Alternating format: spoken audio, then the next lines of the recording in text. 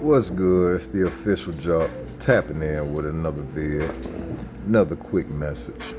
And today I want to speak about angels and specifically angels in the Bible. And because I think that the role is understated because the Hebrew has been transliterated and people don't understand just how powerful angels are and why I refer to them as gods as well, because they occupy that rank from a universal standpoint. But angels, angels are in the Bible described in Genesis, and the transliteration uses the term God. They actually use the term God to describe it. But you will notice that the transliteration doesn't make any sense. That's what you will notice. So it says that, let us make man in our image, using plural pronouns. And you will hear some people, who have a Christian background, they'll try to say that this is referencing to the Trinity, but that's a lie. The Hebrew says Elohim. And some people will mistakenly describe Elohim as being the one true God. But that's not the case, because the first time that the one true God is actually mentioned in Genesis, I believe, is in reference to Melchizedek. And they don't use Elohim in the Hebrew, they use El, which signifies the one true living God. But to make it make sense, the Elohim were the ones who created the Elohim were the ones who created man. We are made in the image more so of the Elohim than we are of the one living God. So we have the essence of the one living God within us, the stardust, but we are made in the image of the sons of God. How ironic. Yeah, the Elohim. So the Elohim are the original primordial forces that were created. They don't have they have taken human form, but they were not born first. They were angels first. But yeah, these energies are the actual creators of humans, which is why in the English they use plural pronouns. Us, create man in our image, and because that's actually the case. And if you do a little bit more homework in the Hebrew, you will actually see that Adam was created more than one time. But we'll say that for another video. And that kind of ties in as well with the Anunnaki story. Because remember that the Hebrews have strong ties as well to Babylonia and Sumer as far as pulling for their doctrine. But the Anunnaki are also considered to be winged gods, or portrayed to be winged gods. And it's because they were able to see their astral form. Like they knew what they looked like in the astral form. The Anunnaki were actually multi-dimensional beings. They were multi-dimensional beings. And that's actually what angels are. They are multi-dimensional beings. So those stories do correlate. It's a little bit more information to that, but they do correlate. But just speaking from a biblical perspective, and speaking about the power of angels, yes, angels are the creators of humans. They are the creator of humans. They are the fashioner of worlds, per se. They are creators in their own right. And I think people kind of have this idea or notion of God like being this dictator that is wearing all the hats and doing everything himself, and that's not the case. Like, these energies are operating within a system. They're operating within a system. Like, most believe like the highest essence of God cannot even be obtained. They believe, they describe it as Ein Sof, being beyond the perception of modern human beings. And that's true to a certain extent. Like, you can always discover divine, because divinity is within you, even at an elementary level. It's within you. So it can always be described. And my bull, forgive me, my bull's showing out right now. He's showing out right now. You want to be bad because I'm teaching. You want some attention. Chill out, man. Chill out. You want to put you in the camera? Look at this bad motherfucker. It's off the chain. But yeah, so when it comes down to the Bible, like, always make sure, like, because the Bible actually does contain a lot of wisdom. I think the issue is that people are reading it in English. I think that's the issue. And you know, pay homage to the culture. Like, it's a Hebrew culture. So, you know, if you admire the Bible, if you feel like the Bible is a guidepost for you in your life, study the original language, because that way you will actually know what is being spoken, because it's impossible for you to gain understanding if you don't know the original definition, or if you don't understand the culture and context. The same thing with the New Testament. The New Testament comes back to Greek. It was originally written in Greek.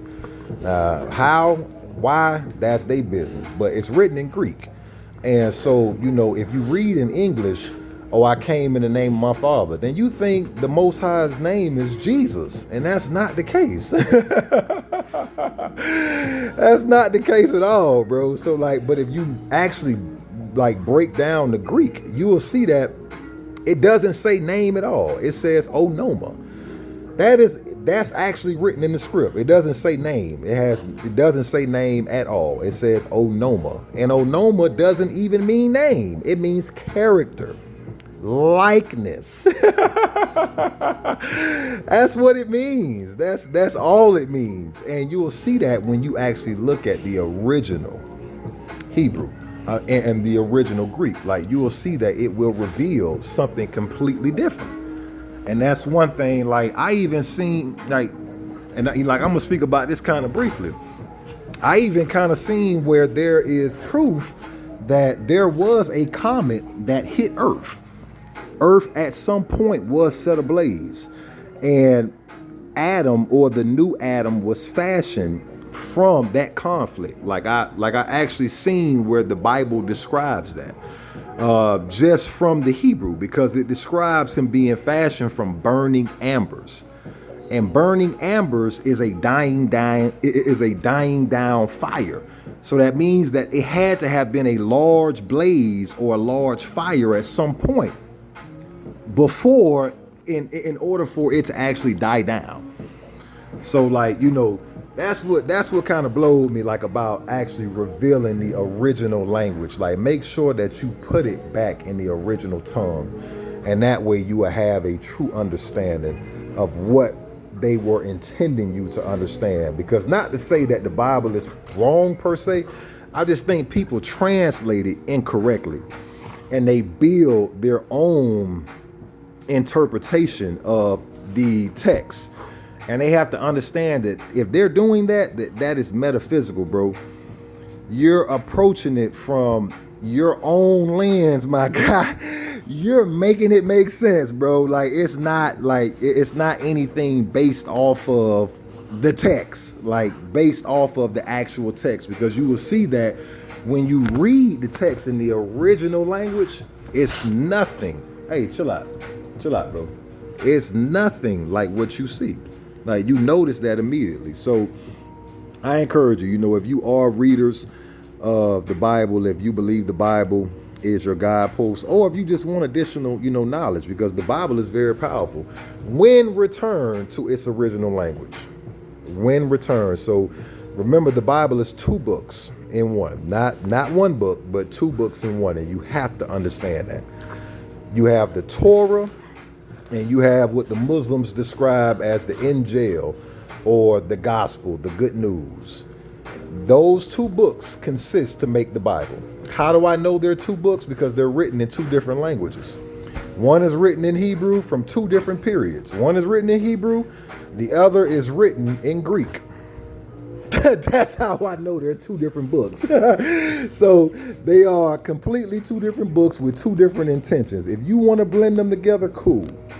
But in doing so, make sure that you bring it back to the original language, because that way you will be close to what the authors were intending versus what your preacher or whatever, yourself is, hypothesizing about, you feel me, versus concrete fact. You feel me? So, just, tapping in real quick with a message about angels, the power of angels. So yeah, new drop. Angels did create humans. Elohim is the description. When you look up the actual time period usage for Elohim, you see that Elohim refers to angels. How do you know? When they made cups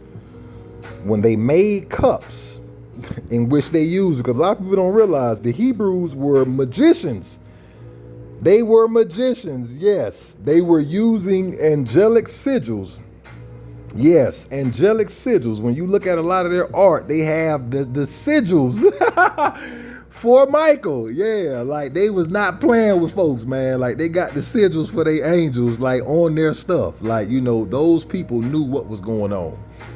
So don't ever think for 1 second that they were not aware. They were definitely aware. The Elohim are the angels. They're not.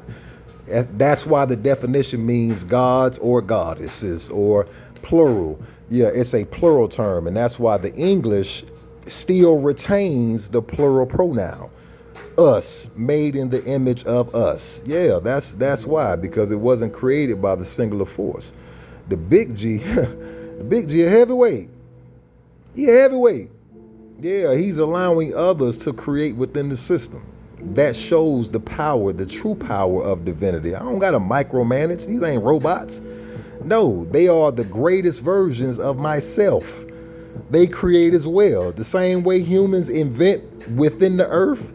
Yeah, as above, so below. Yeah, the same way you're developing communities and you're building subdivisions. Yeah, they're building planets. Developing planets. Yeah, like that's what's going on. As above, so below. So, paying homage to the angels today. And definitely to my angels. Archangel Michael, my protector, my patron, my brother, Ashe. Archangel Metatron, my life path angel, Ashe. And I'll be doing a video on Metatron here real soon, because Metatron ain't what y'all think either. Metatron is a scribe, and it's something that all scribes got in common.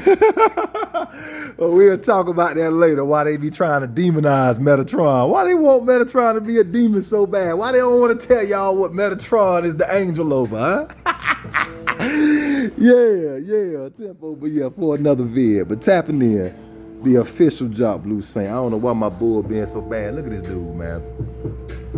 I say, but yeah, man, I'm comfortable. I'm comfortable with power. I say, tapping in. You heard it here first.